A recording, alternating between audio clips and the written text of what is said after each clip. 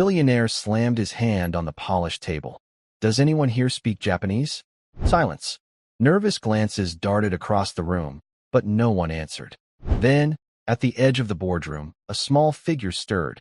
Clara, a 10-year-old girl with blonde hair, the maid's daughter, overlooked and underestimated by everyone. Her uniform was simple, her presence quiet, almost invisible. Nobody expected her to speak.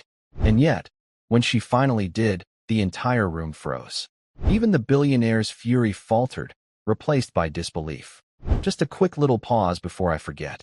If you like this kind of stories of overcoming adversity and justice, please leave a like and let us know in the comments where you're watching from. And if you're new here, consider subscribing to our channel so you don't miss tomorrow's special video. I guarantee you won't want to miss it. Now let's jump back in. The marble floor of the Ashford International Hotel lobby was so highly polished it seemed to drink in the morning light and give it back in soft reflections. Tall glass doors rotated with a slow hiss as guests came and went. A steady tide of tailored coats, wheeled suitcases, and shoes that tapped brisk, confident rhythms. Amid the bustle, in a far corner between a potted ficus and the base of the grand staircase, a small figure worked quietly on her knees. A white cloth moved in slow, deliberate circles over the brass rim of a luggage trolley's wheel. The girl's sleeves were neatly rolled, not because she was in a hurry, but because that was how her mother taught her. Work is done properly, or not at all. Her name was Clara Baines, 10 years old. Her hair, pale gold and fine as corn silk, was tied back with a plain ribbon, but loose wisps kept slipping free. The hotel's air conditioning made them flutter whenever someone passed too quickly. She wore a pressed white blouse and a plain gray skirt that brushed just below her knees, along with black leather shoes that had been polished almost as much as the brass she was cleaning. The uniform wasn't truly hers. It was an old one of her mother's, altered down with careful seams. Her mother, Mrs. Baines, had been the hotel's head maid for 8 years. On weekends when Clara helped, she was just another pair of hands, small, quiet, invisible. Around her, the world carried on. A pair of businessmen wheeled their luggage past without slowing, one of them laughing too loud at something on his phone. A bellhop rushed by, narrowly avoiding her cleaning bucket without a glance. Near the reception desk, her mother spoke to a guest in patient, halting French, her voice like a thin ribbon of calm amid the lobby's noise. The scent of lemon polish clung to Clara's skin, sharp and clean, masking the faint musk of the brass she'd been tending since morning. She didn't hurry. Her pace had its own rhythm, unbothered by the movements around her. Every wheel on this trolley would shine, not just the parts people could see. A sharp voice cut across the lobby. Does anyone here speak Japanese? A woman in a wide cream hat stood at the concierge desk, her gloved hands tightening on the handle of a matching suitcase. Staff behind the desk exchanged uneasy looks. One clerk coughed. No one stepped forward. Clara didn't move. It wasn't her place to speak. Not here. Not now. She wrung out her cloth, water dripping softly into the bucket, and went back to polishing. No one noticed her. No one ever did. But they would. The lobby's morning rush had a certain music to it, and Clara knew the score by heart.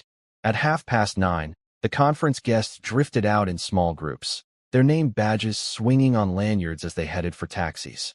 By 10, the tour buses arrived, tired couples in matching windbreakers, their voices a blend of German, Spanish, and something else Clara didn't recognize.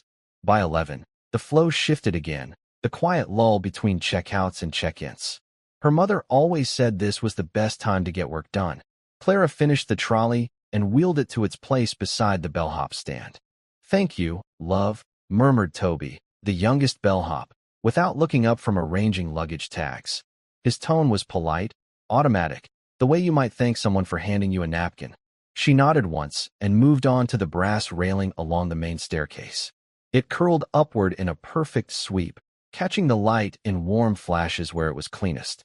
She started at the bottom, working her way up step by step. From here, she could watch the lobby without seeming to. She saw the way guests leaned slightly toward the concierge, or the quick check of a watch before a businessman strode to the elevator. People's movements told their own stories, if you knew how to read them. A man in a dark suit passed her on the stairs. "Careful with that, don't scratch it," he said without slowing. His words weren't sharp, but they carried that practiced tone of people who assume correction is needed. Clara just dipped her rag again, the lemon scent rising strong, and continued her measured circles. At the top of the stairs, she paused to look down over the lobby. Her mother stood near the reception desk, smiling faintly at a young couple while their papers printed. The cream-hatted woman from earlier was nowhere to be seen. "Clara," her mother called softly. "Come help in the east corridor." The east corridor was quieter, the air cooler. Light spilled through the tall arched windows onto patterned carpet, the golden cream walls holding the faint smell of lilies from the arrangements on the side tables. Clara dusted each table in turn, her steps silent. She liked this part of the day, the steady rhythm of cloth against wood, the unhurried pace. People passed, sometimes nodding politely, often not noticing her at all. She had learned early that this kind of invisibility wasn't an accident. It was the way the world arranged itself. Still, she listened. She always listened. You learn things that way. The quiet of the east corridor broke with the sound of hurried steps, the kind that didn't belong to hotel staff. Clara looked up from dusting the side table and saw a middle-aged man in a travel-crumpled blazer. His brow was furrowed, his pace quick but uncertain. He stopped at the nearest staff member, a housekeeping attendant pushing a cart. Japanese?" he asked, tapping at his phone, then shaking his head. "Do you speak?" He trailed off, frustration bleeding into his voice. The attendant glanced at Clara as if to pass the problem on, then quickly turned her eyes away and gestured vaguely toward reception. "Sorry, sir. Maybe the front desk." But the man didn't move toward reception. He muttered something in Japanese, short, urgent, and rubbed the back of his neck. Clara didn't mean to stare, but his tone carried a certain weight she recognized, someone trying not to panic. He pulled out a folded sheet of paper with printed characters on it, pointing at a paragraph, then back to his phone. Clara's mother had taught her a long time ago. Sometimes helping meant you were noticed, and sometimes it was better not to be. But this was different. There was no one else in sight who could bridge the gap between his need and the blank looks he was getting. She set her duster on the table and stepped forward, small enough that the man didn't see her at first. "Excuse me," she said softly in Japanese. His head turned sharply, eyes widening as he took in the girl before him. Clara kept her voice steady, unhurried, repeating herself in a slightly clearer tone. Then she nodded toward the paper in his hand. "May I?" she asked, still in Japanese. The man handed it over without hesitation. His posture shifted, the rigid shoulders easing, his gaze sharpening in focus instead of frustration. She read the paragraph quickly, lips moving just enough to catch the rhythm of the words, then spoke to him in the same language, concise and direct. They exchanged 3 short sentences, no more. The tension in his face softened into relief. He bowed slightly, murmuring a quiet thank you in Japanese. Clara handed back the paper, gave the smallest of nods, and stepped away before anyone else could notice. But someone had. From the far end of the corridor, a man in a charcoal vest had paused mid-step, a stack of menus in his hands. His head was tilted, his gaze fixed not on the traveler, but on the small girl now quietly dusting the lilies again as if nothing had happened. The man in the charcoal vest didn't move for several seconds. He stood halfway in the corridor, menus balanced neatly in his hands, his gaze fixed on Clara. He was tall, with dark hair swept neatly back, and his clothes had that effortless crispness that marked higher-ranking hotel staff. The small lapel pin, gold, shaped like a key, told her he was the maitre d' of the Ashford's rooftop restaurant. Clara knew him by sight. Mr. Lucien Voss, 37, known for his precision and his cool, unreadable manner. From where she stood, Clara could see that his stance had shifted, not in an obvious way, but enough to make her notice. His weight was forward on the balls of his feet, as though deciding whether to approach. He didn't. Instead, he simply watched her finish dusting the table, set the cloth neatly on her cart, and move on to the next. His gaze followed, but his expression didn't change. Only when a waiter appeared behind him with a question did he give a curt nod and continue down the corridor toward the service elevator. Clara didn't think much of it. People glanced at her sometimes, usually out of mild curiosity at why a child was working. It was easier not to meet their eyes. Back in the lobby, she returned to polishing the base of the reception desk. The brass there was duller, scuffed by countless shoes. Her mother passed behind her carrying a small stack of linens and murmured, "Nearly lunchtime. You can take your break after this." She nodded. At the far side of the room, Mr. Voss was speaking with the front desk staff. His posture was relaxed, but his eyes, when they lifted, swept briefly over Clara again before moving on. The cream-hatted woman from earlier reappeared, this time with a tall man in a slate blue suit, one of the hotel's upper managers, Mr. Alden Curse. He was all smooth gestures and polite smiles, but the way his jaw tightened when she spoke suggested the conversation wasn't going well. Clara caught fragments. Important client. Lost in translation. Unacceptable delay. She kept working, but her ears stayed open. A bellhop passed by, muttering under his breath, "She's really laying into them." Still, Clara said nothing. That was how you stayed invisible.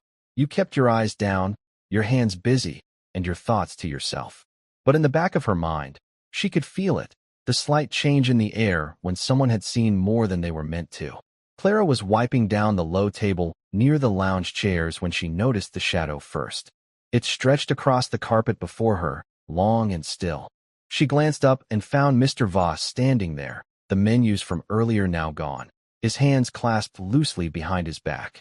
"You're Mrs. Bain's daughter," he said, not as a question but as a quiet statement. "Yes, sir," Clara replied, straightening a little but not stepping back from her work. He tilted his head slightly. "You speak Japanese." Her hands paused on the table, just for a heartbeat, before resuming their slow circles. "Some," she said simply. "Not many people in this building can," he noted, his tone unreadable. "Certainly not at the speed I just saw." Clara looked at the table's polished surface. "I just helped him find the right floor," she said. "He was worried about being late." A small silence settled between them, the sounds of the lobby muffled for a moment.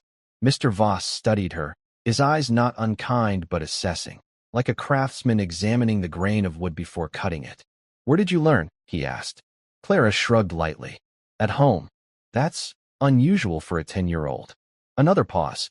She did not explain further, and he didn't press, though his eyes narrowed just slightly, as though filing away the unfinished answer for later. He glanced toward the reception desk, where Mr. Curse was still trying to pacify the cream-hatted guest. "Sometimes," he said, almost as if to himself, "the right person isn't the one anyone expects." Then, more directly, "Would you come with me a moment?" Clara hesitated. She was supposed to finish the tables before lunch, and her mother preferred her to stay where she could be seen. But Mr. Voss didn't look like someone making a suggestion. He looked like someone who already knew she would follow. She nodded once. "Yes, sir." They moved toward the service elevator, weaving between guests and staff. His stride was long, but he slowed slightly, so she could keep pace. Clara noticed how people reacted when he passed, small shifts in posture, quick polite nods, the way conversations briefly paused. The elevator doors opened with a muted chime, revealing the quieter world behind the public floors. Stainless steel walls, the smell of coffee from somewhere nearby, and the hum of machinery.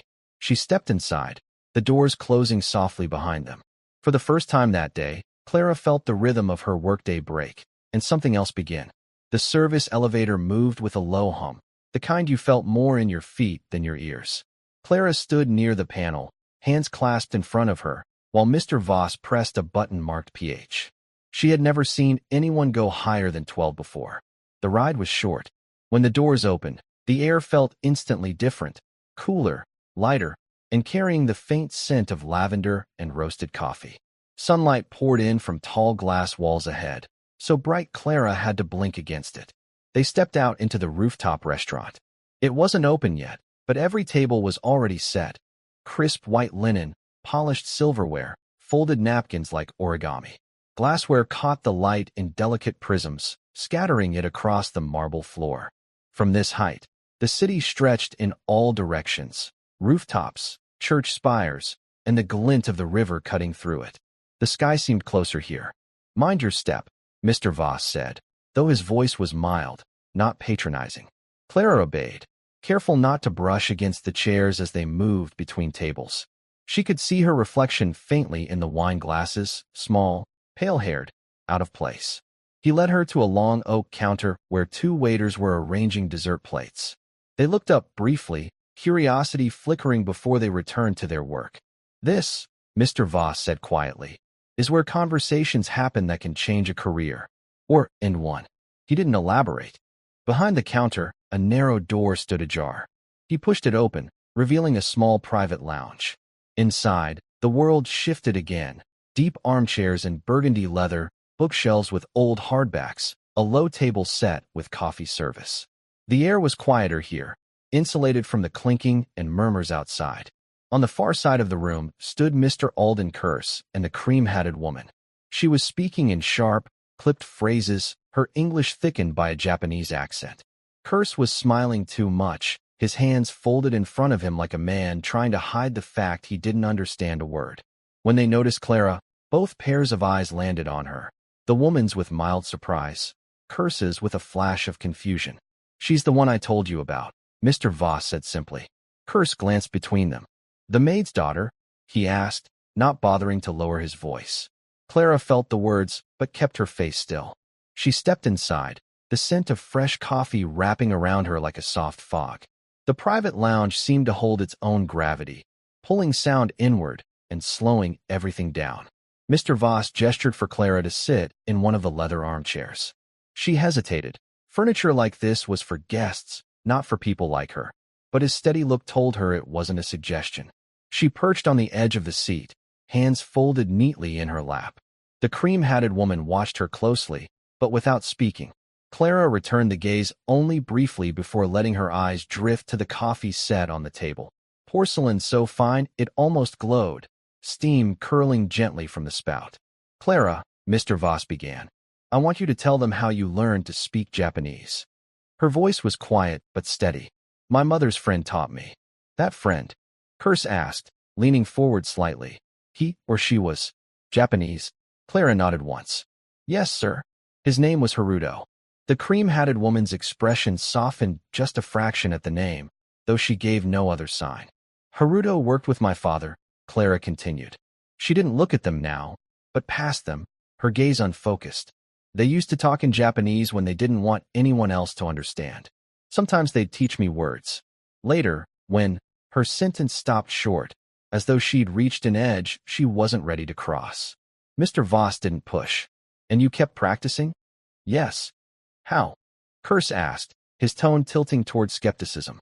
"I had books," Clara said, "and I listened to recordings. Haruto sent them. My mother let me play them in the evenings when she finished work. We'd write letters. He would correct my grammar. I would try again." The cream-hatted woman's eyes lingered on Clara with a sharper focus now, as though she was weighing something. In the silence that followed, the ticking of a small brass clock on the shelf seemed unusually loud. Clara's hands stayed still in her lap.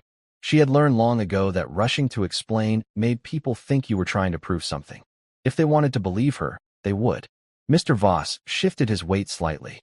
"She's here because we have a problem," he said to the others. "One we can't fix with phrasebooks and polite smiles."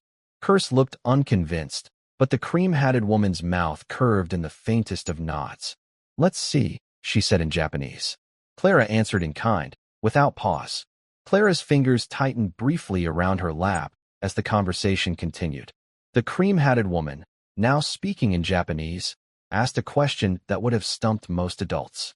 Clara answered smoothly, almost without thought, but her mind flickered back to the small apartment she once called home. Haruto's letters had arrived every fortnight. They smelled faintly of ink and old paper, each one folded with meticulous care.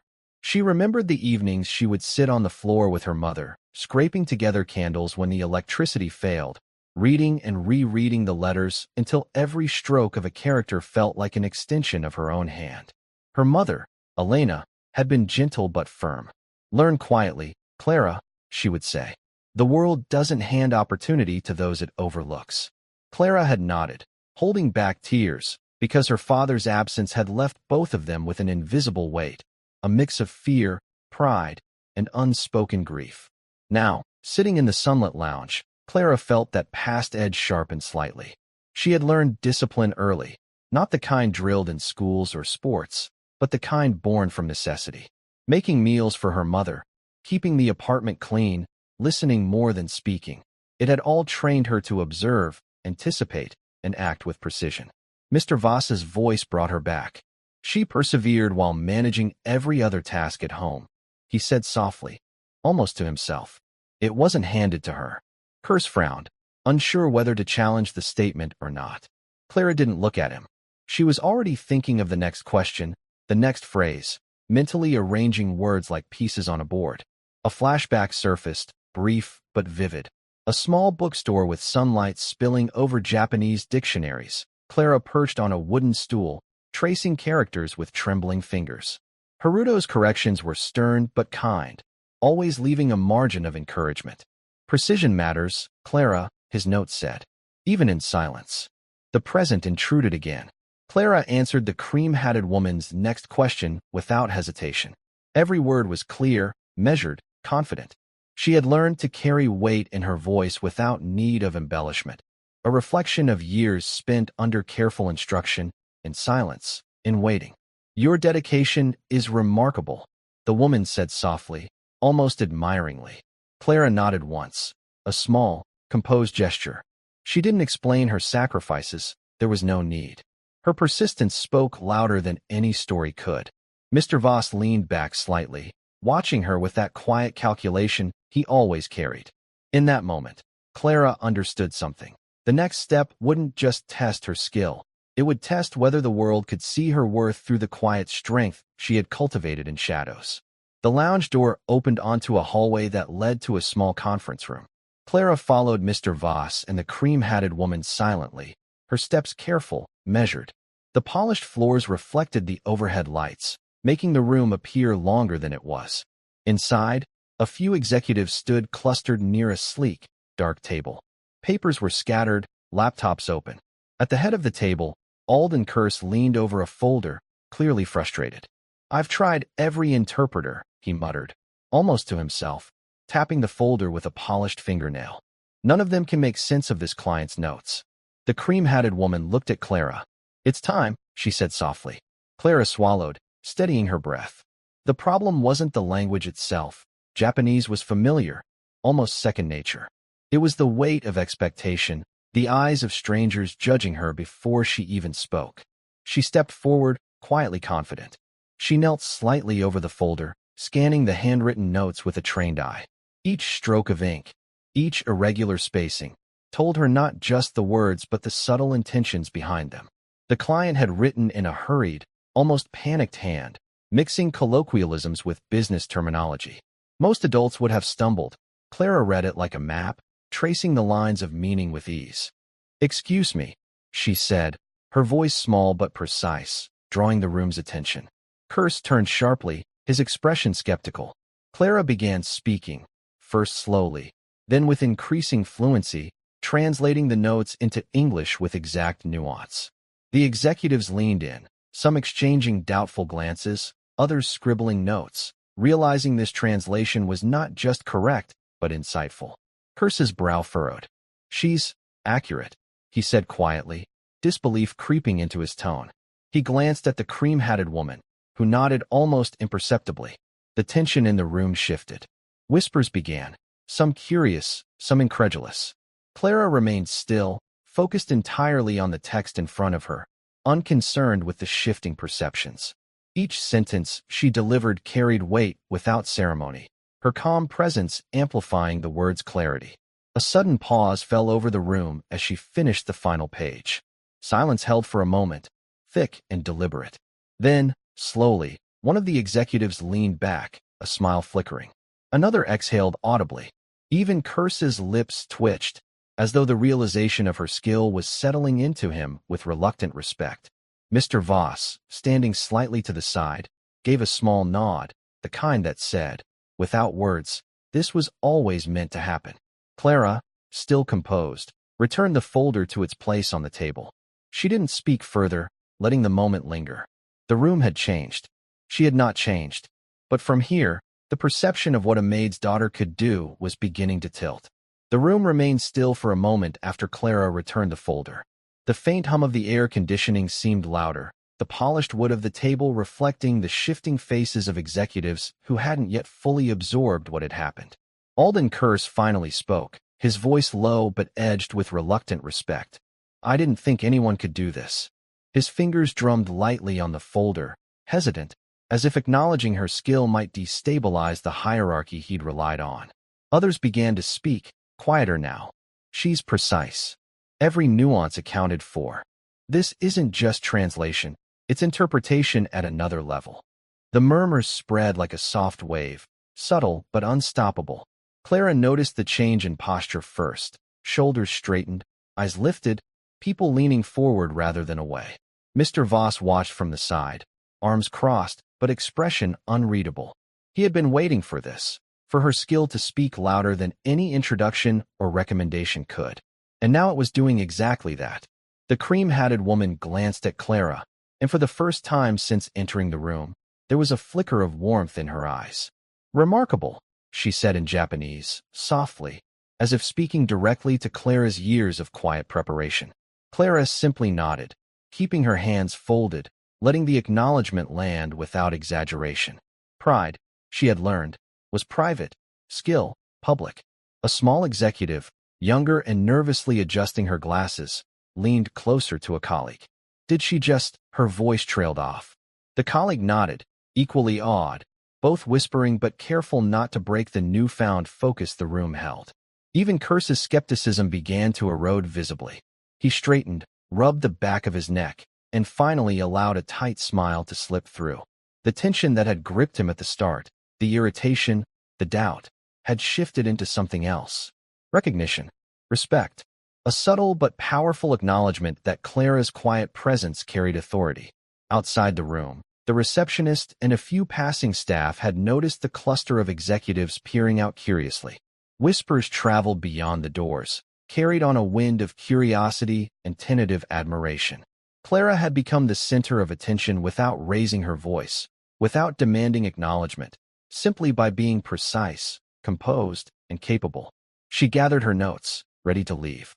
Her calmness, even as the room buzzed quietly, was magnetic. It drew people's eyes, subtly demanded their respect. She didn't look for approval, she didn't need it. It was enough that the evidence of her skill had done the talking. Mr. Voss allowed a small smile. He had seen her potential before anyone else, and now, the world, or at least this small corner of it, was beginning to see too. Clara moved toward the door with quiet dignity, leaving a room subtly transformed by her presence. By mid-afternoon, the quiet ripple of Clara's accomplishment had spread through the building like a subtle current. Staff who had previously passed her without a glance now found themselves exchanging furtive looks, a half-smile, a raised eyebrow, small acknowledgments that carried weight far beyond casual courtesy. In the cafeteria, a group of junior assistants whispered as she entered to collect her usual tea. "Did you hear? The girl who cleans the floors just..." One paused, lowering her voice as though saying it aloud could shatter disbelief. Translated the client's notes. "Perfectly." Another shook her head. "I thought it was a mistake." But Curse, even he had to admit it. Clara moved past them silently, her tray held with careful hands, eyes forward. She noticed the subtle change in posture, the slight hesitation in conversation. They didn't know her story, they didn't need to. Her presence alone now carried a quiet weight, the kind that demanded attention without demanding it. Near the elevators, maintenance staff and security glanced in her direction, nodding almost imperceptibly. A young janitor, Miguel, who often swept the hallways beside her, caught her eye. He gave a small, almost shy thumbs up. Clara offered the barest lift of her chin in return, acknowledgement without ceremony. In the lounge where she had first proven herself, the cream-hatted woman and Mr. Voss watched from behind a half-closed door. "They're noticing," Voss said quietly. "Word spreads faster than any memo when the truth shows itself." The cream-hatted woman smiled faintly, her tone soft but sharp. "And some will resist noticing, just to see if it holds." Clara, oblivious to being watched, had already moved back to her regular tasks, wiping counters and straightening chairs with her usual efficiency. Yet the air around her had subtly shifted. Conversations that had once ignored her were now punctuated with whispered speculation. Skepticism lingered in some eyes, curiosity in others, admiration in a few. Even the higher floors carried echoes of her feed. Executives who had dismissed the cleaning staff as peripheral began to speak of her in tentative tones. "She's remarkable. I didn't expect. Keep an eye on her." The whisper network was a silent acknowledgement, an invisible wave of recalibration. Clara could sense it, though she never sought it. She had learned long ago that influence didn't require boastful display, only consistent presence and undeniable skill. By the end of the day, the hum of quiet conversations had formed an undercurrent that even Curse couldn't ignore. The building itself seemed to breathe differently, as if acknowledging that a girl who had long been invisible was now, unmistakably, someone to be seen. Clara wiped her hands on her apron, glanced briefly at Mr. Voss, and allowed herself the smallest, controlled smile. The work continued, but the perception had shifted. The quiet wave of recognition was only beginning, and it would not be denied. The day had begun quietly, with the usual hum of office life and the faint scent of polished wood and coffee. By late afternoon, the building had settled into a more reflective pace, the earlier ripple of whispers still lingering in corners and hallways. Clara was stacking chairs in the lounge when Mr. Voss approached, his polished shoes barely making a sound on the hardwood floor. "Clara," he said, his voice even, measured, carrying no hint of fanfare. She straightened, placing the last chair in line, and met his gaze calmly. "I've been watching you," he continued, keeping his distance, careful not to crowd her. "Not just today, not just with the notes." His tone suggested that he had been paying attention longer than she realized. Clara inclined her head slightly, a signal that she was listening, but she said nothing. "There's a position I'd like you to consider," he said. He paused, letting the words settle, as if testing her reaction. "It's not a favor, and it's not symbolic. It's earned. You've demonstrated precision, composure, and insight that most of our trained staff couldn't match." Clara's fingers, folded neatly in front of her, tightened slightly on the fabric of her apron. She had anticipated recognition, but offers carried hidden intentions. "What sort of position?" she asked, keeping her voice neutral. "A role assisting with high-priority translations, client liaison, and document analysis," Mr. Voss explained. "It's demanding, visible, and it places you in the same room with people who have dismissed your skill up until now. I need someone who can perform under pressure, without showing off, without letting ego interfere. That person is you." Clara considered this quietly, weighing not just the opportunity but the implications. Was she to become a token presence, someone highlighted for a single success? Or was this a genuine acknowledgement of her capabilities? She had learned caution, patience, and the value of observing before acting. "And if I refuse?" she asked softly, her eyes steady, meeting his. Voss allowed a faint smile, respectful of her control. "Then you continue as you have, quietly excellent, making your mark in ways most will never notice.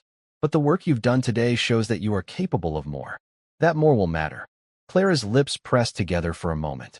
Then, slowly, she nodded. Not in excitement, not in submission, but in measured acceptance. She understood the challenge. Skill alone would not secure respect here. She would have to navigate perception, skepticism, and expectation with the same precision she brought to her work. "Very well," she said, her voice calm, almost solemn. "I will consider it." Voss inclined his head, a gesture of acknowledgement rather than triumph. "That's all I ask. No promises, no spectacle, just the work, done right." As he turned to leave, Clara remained still, absorbing the quiet gravity of the offer.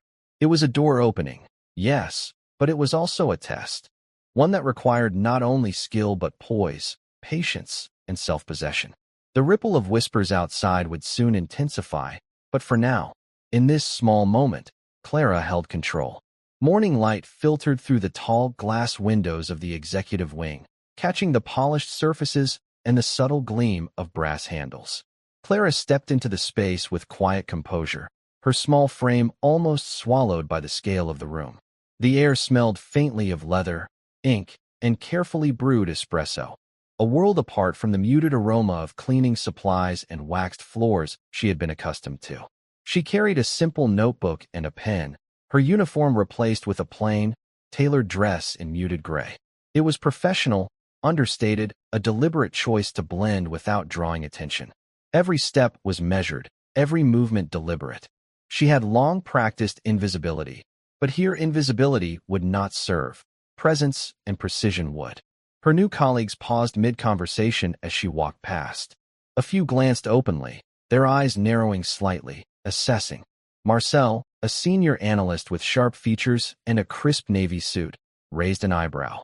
"So this is the girl," he muttered under his breath to the colleague beside him. The other nodded, unsure whether to be impressed, dismissive, or mildly irritated by the shift in hierarchy.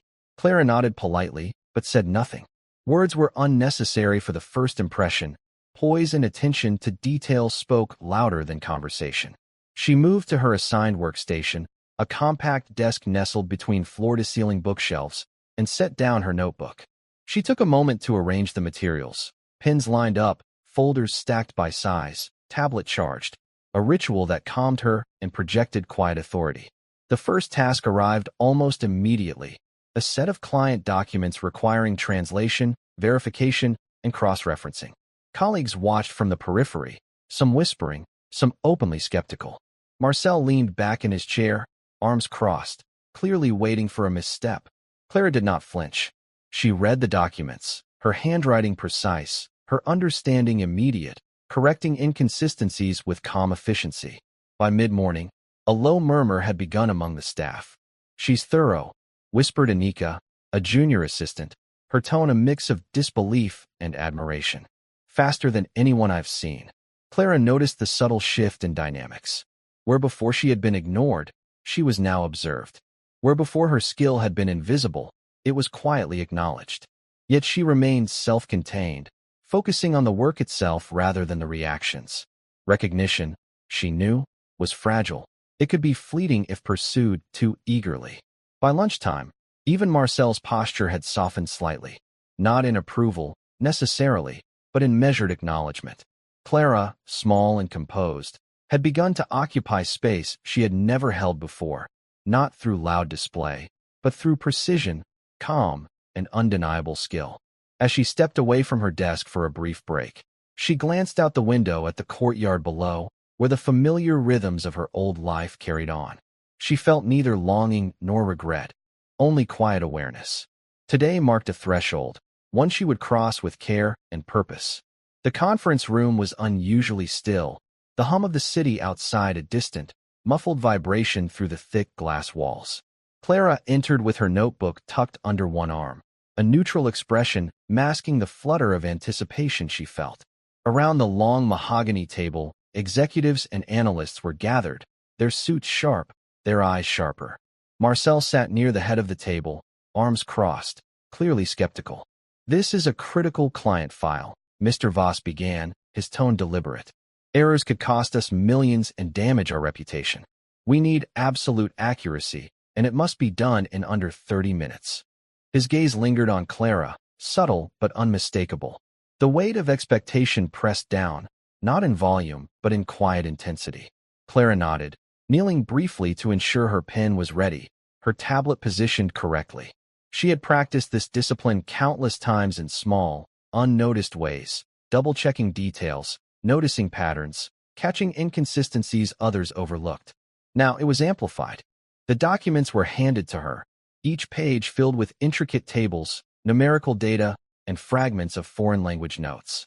Her eyes moved with measured focus, absorbing detail, cross-referencing mentally, translating phrases, and correcting errors as she went. The room was silent, except for the faint scratch of her pen and the occasional clearing of a throat from a colleague. Minutes passed, stretching in tense elongation. Marcel's brow furrowed. Even the most confident analysts shifted subtly, some whispering under their breath, glances flicking toward Clara. She noticed everything, the subtle fidgeting of hands, the slight tightening of jawlines, the weight of unspoken doubt. She did not flinch. Each correction, each verified translation, each meticulous adjustment was precise, deliberate.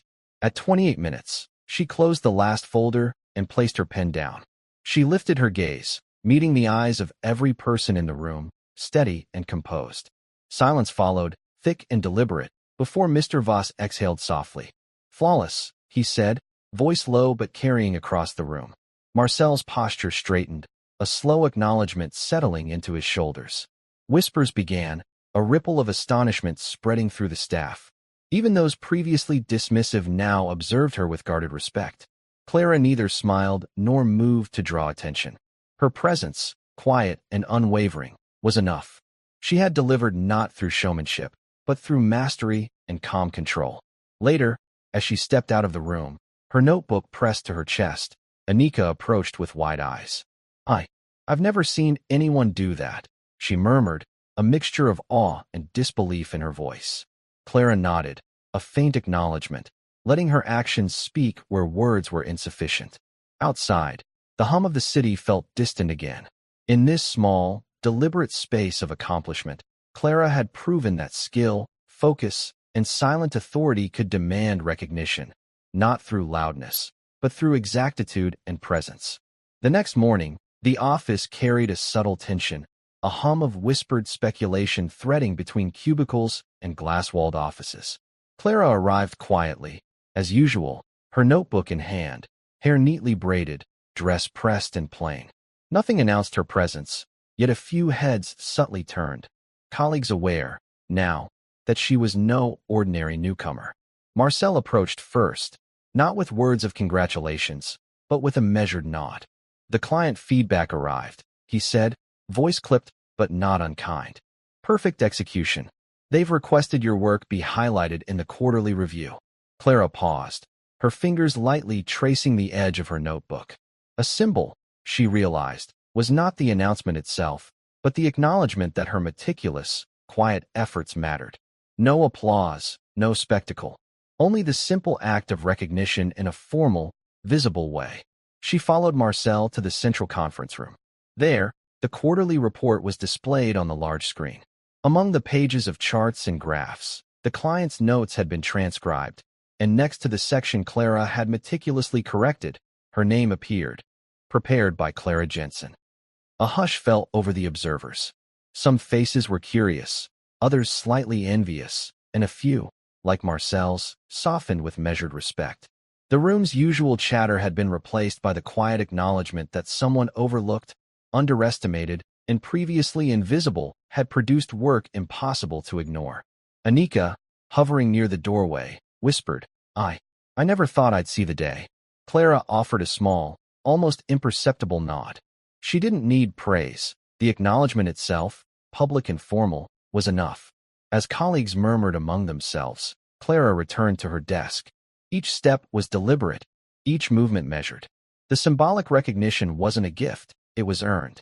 Every correction, every translation, every precise calculation had led to this moment. And yet, she remained humble, composed, her focus already shifting to the next task. Later, as she looked out the glass walls at the bustling city below, she allowed herself a brief reflection. Recognition could be fleeting, and true skill would always demand discipline to maintain.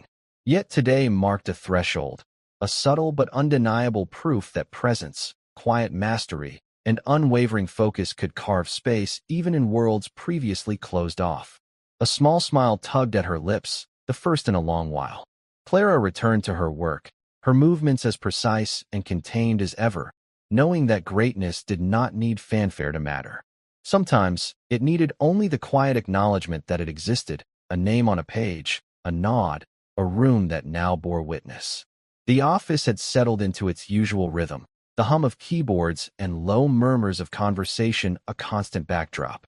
Clara moved through the space as she always did, composed, deliberate, and almost invisible, yet the subtle awareness of her presence had shifted. Colleagues glanced up more often, their expressions carrying curiosity, cautious respect, or quiet admiration. It was Anika, the junior assistant, who first approached her during a lull in the morning. She held a small folded note in her hand, her fingers trembling slightly. I wanted to say thank you, she murmured, for showing me that paying attention, really paying attention, matters. She handed Clara the note without meeting her eyes. Clara accepted it with her usual quiet composure, unfolding the paper. Inside were a few lines written with careful deliberation. You reminded me that small actions, done with care, can speak louder than words. I'll try to notice more. Anika, her lips curved into the faintest smile, a gentle acknowledgement of the ripple her quiet presence had created. Later, Mr. Voss stopped by her desk, an unusual move for someone of his position. Clara, he said softly, voice lowered so others could not overhear. Your work yesterday, The accuracy, the timing, it saved us from potential disaster. I don't always express it, but I want you to know it didn't go unnoticed." He offered a brief, firm handshake, a gesture more sincere than any formal announcement. Throughout the day, small gestures accumulated. A carefully brewed cup of coffee left at her desk, a quiet nod from Marcel in passing, a folder returned with an approving checkmark, subtle acknowledgments of skill, presence, and reliability. Each one, understated, carried weight far beyond words. By late afternoon, Clara found herself at the edge of the terrace, looking out over the city.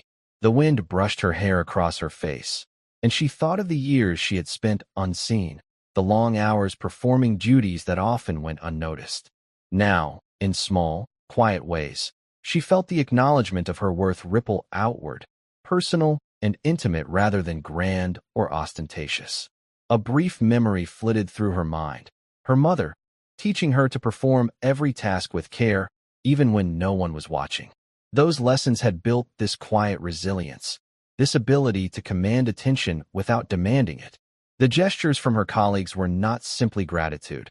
They were validation that her principles, her diligence, and her patience mattered. Clara returned to her work with the same precision as always, yet the weight on her shoulders felt lighter. The quiet gratitude she received today was not a performance. It was a reflection of truth, of skill recognized without fanfare, and of presence acknowledged without spectacle. In these small moments, she reclaimed dignity not for herself alone, but for all the overlooked hands that built the world. The boardroom felt colder than usual that morning.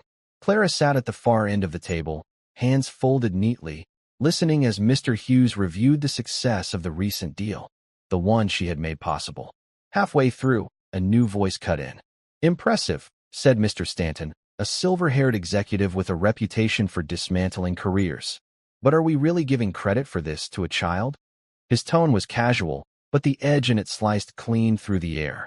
A few people shifted uncomfortably. Mr. Hughes didn't speak. He watched Clara. Stanton leaned back. "I don't mean to be harsh, but let's be realistic. She's the maid's daughter. No formal training. No credentials. For all we know, that translation was luck." The words landed like stones in still water. Clara met his gaze, unblinking. "It wasn't luck," she said softly. "Oh." Stanton's smirk widened. "Then prove it. Right here." Someone slid a document across the table, a complex Japanese contract, dense with technical terms. Clara read silently, her finger tracing each line. The room waited. After a moment, she spoke, calm, precise, translating not only the words but the nuance hidden between them. She pointed out a clause that would have cost the company millions, her voice never rising above a steady, respectful tone. When she finished, Stanton's smirk was gone. The silence that followed wasn't just surprise, it was recalibration. Mr. Hughes closed the folder. "I think that's all the proof we need," he said. His voice was measured, but his eyes held a quiet satisfaction. Clara simply nodded, her hands folding again. She didn't gloat. She didn't need to. The work spoke louder than any defense she could give. For the first time, Stanton looked at her not as the maid's daughter, but as someone who belonged at that table. The challenge came sooner than anyone expected. Late that afternoon, an urgent call came from Tokyo. The company's overseas partners were threatening to walk away unless a critical misunderstanding was cleared up within the hour. The document had already passed through 3 translators. All had failed to satisfy the client. Mr. Hughes' voice was low but firm. "Clara, you're with me." The conference room was tense. A video call flickered to life, revealing 4 stern executives speaking rapid Japanese. Clara stood just behind Hughes' chair, listening intently. Half a minute in, she caught it, a subtle shift in tone, an idiom mistranslated earlier that changed the meaning entirely. Without waiting to be prompted, she stepped forward. "Excuse me," she said, bowing slightly toward the screen. In flawless Japanese, she apologized for the confusion and rephrased the company's position with precision and respect. Her delivery was calm, almost gentle, but her choice of words carried weight. The atmosphere on the other end shifted. Frowns softened. One of the executives even smiled faintly. They responded, slowly at first, then with warmth, agreement, and finally, commitment to proceed. When the call ended, the room was silent. "That," Hughes said, turning to Stanton, is the difference between luck and mastery. Clara stepped back, her face composed. Inside, her chest ached with the quiet relief of someone who had carried a secret skill for years, unsure if it would ever matter again. Stanton, to his credit, gave a short nod. Well, I stand corrected. There was no applause, no grand announcement, just the sound of chairs shifting, papers being gathered. But in the way people looked at her now, she could feel it, the shift from curiosity to respect. She didn't speak again that afternoon. She didn't need to. The proof had been delivered. The day was almost over when Hughes asked Clara to stay a moment. The others had left, their murmured conversations fading down the hallway. He leaned against the edge of the table, arms folded. You should say something to them tomorrow. About today. They need to hear it from you. Clara shook her head. I'm not here to give speeches. Maybe not, Hughes said. But sometimes the quiet voice is the one they listen to. The next morning, during the daily briefing, Hughes nodded to her. Every eye in the room turned toward the small blonde girl standing beside the coffee service. She didn't move to the front, didn't raise her voice. She just spoke. I only want to say this, she began. People don't always look like what they know, or where they've been. I'm here because my mother cleans this building. I help her sometimes. That's all most of you have seen. Her gaze swept the room, steady and unblinking. But skills, they don't vanish because your life changes. They wait until someone actually looks. Silence. Not uncomfortable, just the stillness of people realizing something they should have known all along. She gave a small bow, then stepped back. No dramatic pause, no invitation for praise. Hughes spoke next, brisk as ever, moving on to agenda items. But the air was different now, lighter, less guarded. Later, as she passed through the lobby, two employees she barely knew nodded to her, the gesture small but genuine. It was enough. That evening, the building was almost empty again. The hum of the vending machine was the loudest sound in the lobby. Clara sat on a low bench, waiting for her mother to finish her rounds. She had a small cloth pouch in her hands, the same one she'd kept in her backpack for years. Inside was a single photograph. Her mother, much younger, standing in front of a school in Kyoto. Clara's own hair was shorter back then, her hand clutching her mother's skirt. It was the last picture taken before they left Japan. She traced the worn edges of the photo with her thumb, the memory vivid but distant. Her mother appeared from the corridor, gloves still on, hair pulled back tight. She gave Clara the same tired smile she always did after a long day. All done? Clara asked. All done, her mother replied, setting the cleaning cart's handle against the wall. They stepped out into the evening air. Across the street, the city lights reflected on wet pavement, turning the whole block into a shimmering mosaic. Clara didn't say anything more. She didn't need to. Her mother reached down and took her hand, squeezing once, lightly. Somewhere behind them, inside the building, conversations would continue, about the meeting, about the girl who spoke flawless Japanese. Maybe people would look at her differently now. Maybe not. But here, outside under the quiet hum of street lamps, none of that mattered. Clara knew what she carried. She knew where she came from. And that was enough.